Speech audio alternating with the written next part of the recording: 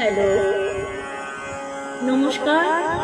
আমি তাপসী। আমার লেখা আমি পাঠ করে শোনাচ্ছি আপনাদের।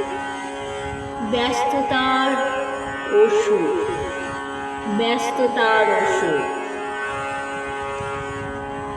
রাজপথে হাঁটতে হাঁটতে কতই পথিকের দেখা পেলাম। সবাই দেখলো আমাকে, কেউ তো জিজ্ঞাসা করলো না, কেমন আছো তুমি? কেউ জিজ্ঞাসা করলো না, কেমন আছো তুমি? সবাই দেখলো আমাকে, কেউ তো জিজ্ঞাসা করলো না, কেমন আছো তুমি? পরিচিত লোকও পথে হেঁটে চলে গেল, মুচকি হাসি দিয়ে পাশ কাটিয়ে চলে গেল।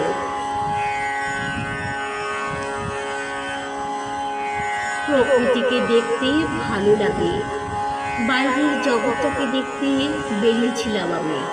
দেখলাম সবাই খুব ব্যস্ত, কারোর সময় নেই, কারোর সময় নেই একটু হেসে কথা বলার। ভীষণ তাড়া ওদের।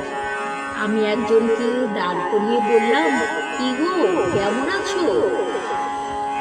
আছি, তাড়াহুড়ো বলে গেল, ভালো আছি গো, ভালো আছি। ভীষণ তাড়া কিনা, তাই। ফিরে আর আমাকে জিজ্ঞাসা করার সময় নেই ওনার, যে তুমি কেমন আছো। ফিরে আর আমাকে জিজ্ঞাসা করার সময় নেই ওর। আমি একটু অবাক হয়ে গেলাম। মানুষের মানুষের এত তাড়া কিসের? মানুষের এত ব্যস্ততা কিসের? আসলে আসলে সবাই একটা গণ্ডির মধ্যে আছে। আমার মনে হলো, বদ্ধ করে দরজাটা খুলে দেখো, জানলার পর্দাটা বাতাসে নড়ছে, বাতাসে নড়ছে। বাইরে দেখো, গাছের পাতা হাসছে, ওরা নিজেরা নড়ছে, চড়ছে, কথা বলছে, কত খুশি মনে আছে। ওদের নেই কোনো তাড়া, সময় হলে বসে পড়ে যাচ্ছে। কিন্তু ডাল বৃদ্ধ, তবু নড়ছে, বৃদ্ধ ডালগুলো তবু নড়ছে। মনে হচ্ছে একে অপরের সাথে সম্পর্কে জড়িয়ে আছে, একে অপরের সাথে সম্পর্কে জড়িয়ে আছে। ফল দিচ্ছে, ফুল দিচ্ছে, ফল দিচ্ছে, ফুল দিচ্ছে।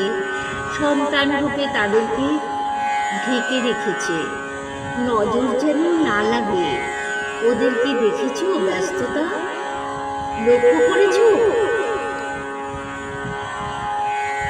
আমাদের শুধুই ব্যস্ততা, আমাদের শুধুই ব্যস্ততা। সন্তানদের ব্যস্ত করে রাখা, সন্তানদের ব্যস্ত করে রাখা।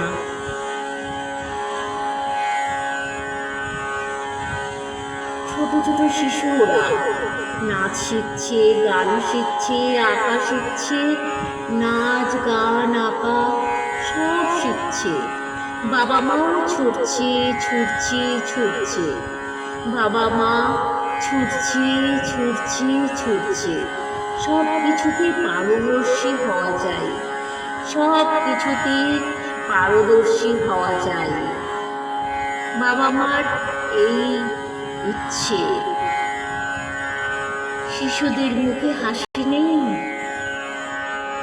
পিতামাতার মুখেও হাসি নেই, পিতামাতার মুখেও হাসি নেই।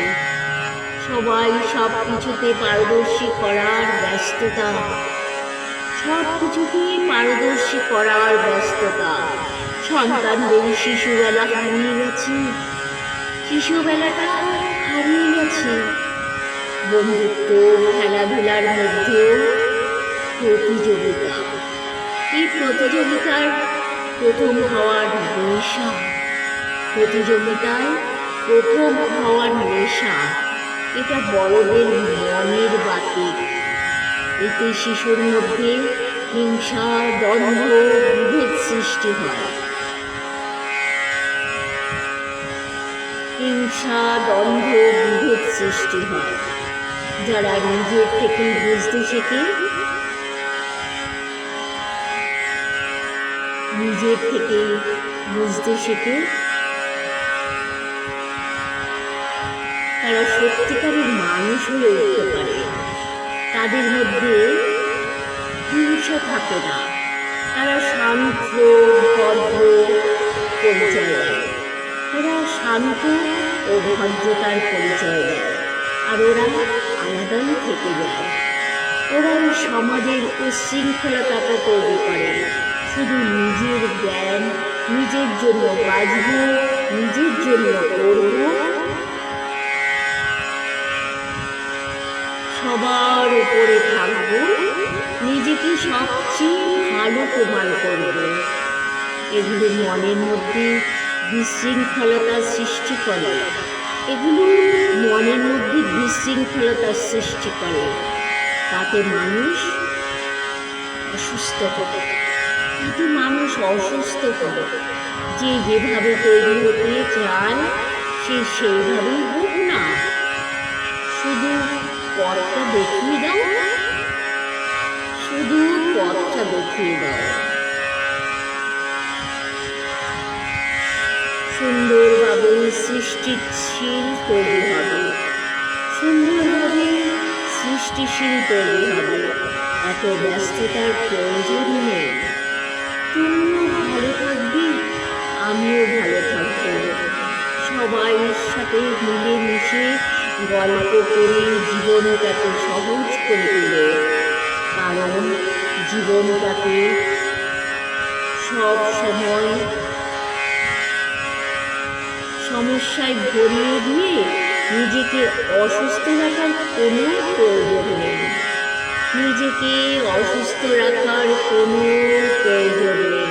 তাই বলি কি, সবার সাথে মিলেমিশে চলো, হাসো, খেলো, গল্প করো।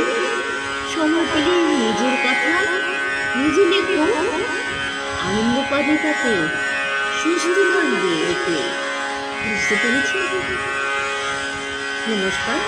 এটা যদি তোমাদের ভালো লাগে একটু কমেন্টস করে লাইক দিও, আমি তাতেই খুশি হব। আমার লেখা ছিল এটা, লিখেছিলাম।